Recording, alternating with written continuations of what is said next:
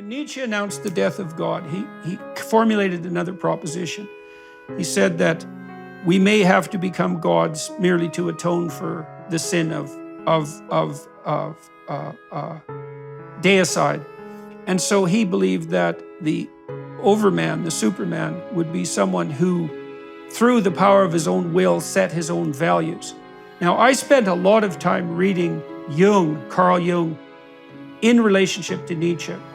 Jung, for example, published must be a 1,500-page, 2-volume book on the first third of Thus Spake Zarathustra, and was a very deep Nietzschean scholar, but fell under the influence of Freud. And this turned out to be of cardinal significance because Freud was one of the first secular thinkers to note that in some unbelievably fundamental sense, we are not masters in our own house.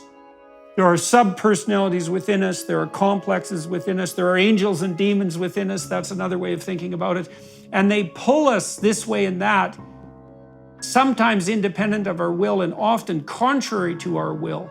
And so Freud's conclusion was, it's very difficult for human beings to create their own values because we have an intrinsic nature that's not subject to our arbitrary will. And then Jung took that a step further and he said, well, there's no doubt that we act out a myth and a story, and that in the deepest sense, that has to be a theological story. And that the spirit that guides us has to have a unitary nature, which he did associate with Christ quite explicitly.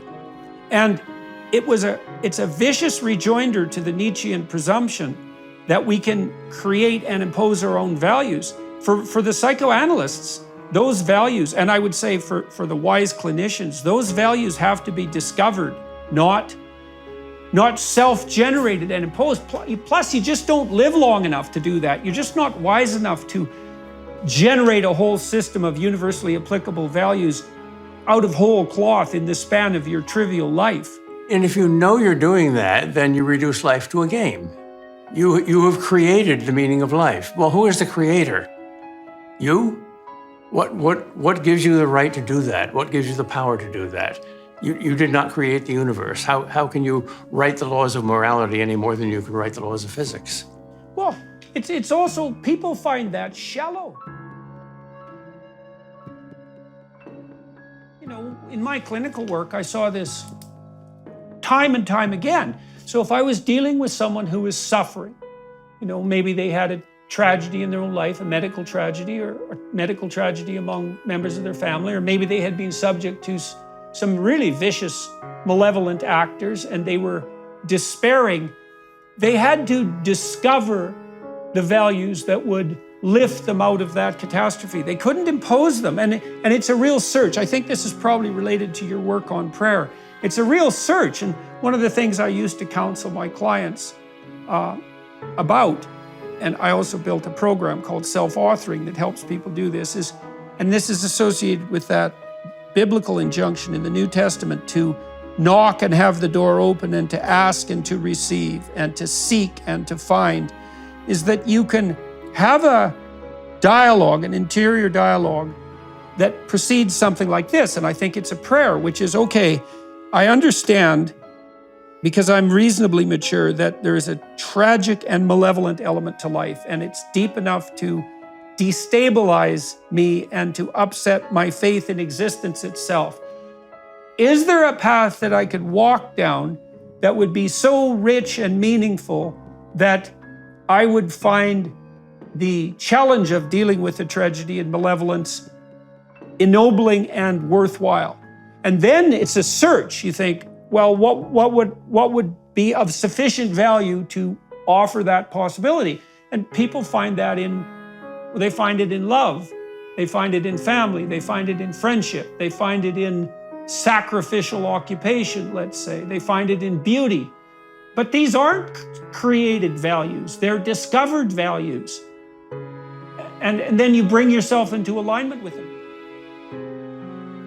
As Nietzsche pointed out, I suppose, is that there's some real utility in staring into an abyss And Nietzsche warned, right, if you stare into an abyss, the abyss might stare into you, and that if you fight with monsters, you risk becoming a monster. And that's an extremely wise caution. But one of the things I've sort of sorted out in relationship to the crucifixion image is that the crucifixion image and the passion story, in some real sense, and I'm speaking psychologically here, not religiously, at least to begin with, is the ultimate abyss, because it brings together all the elements of unfair suffering that might characterize life, or that do characterize life. It brings them together in a single story.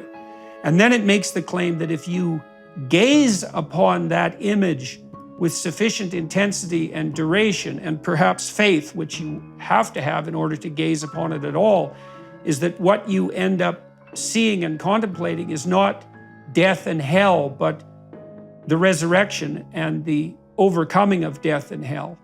And you know, one of the things clinicians have learned in the last 100 years, perhaps above all else, maybe they learned two things, is that honest dialogue promotes health and redeems.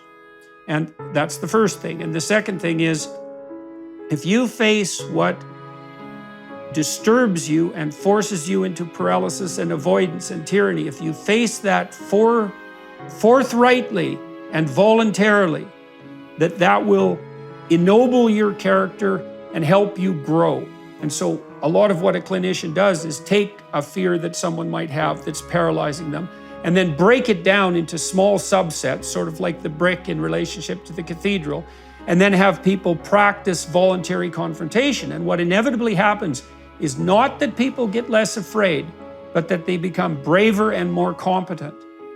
And so then you might say, if you tied that back into this idea of the evil that besets creation and the notion of human free will, you might say that the universe is constituted such that it's a greater good that evil can exist as a possibility, and that it's a greater good that human beings have free will than that they're compelled slaves. And the downside of that is that we can freely choose evil.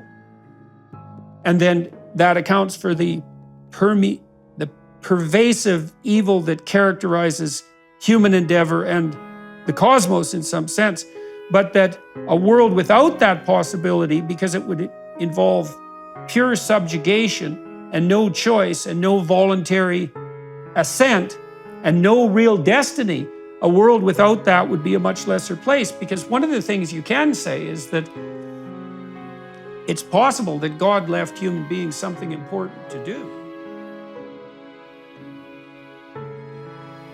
I would say, in some sense, by definition, is that the most profound goods are reflected in the structure of the human heart. If people are striving forward, and I mean forward rather than downward, let's say, forward and uphill, they are by definition pursuing something that's a reflection of a transcendent good. It's transcendent because if they already had it, which means it would be imminent, if they already had it, they wouldn't have to pursue it. They posit something outside of themselves as better. And then the ultimate definition of that, in some sense, is the pursuit of the divinely good. And again, I see that as a matter of definition.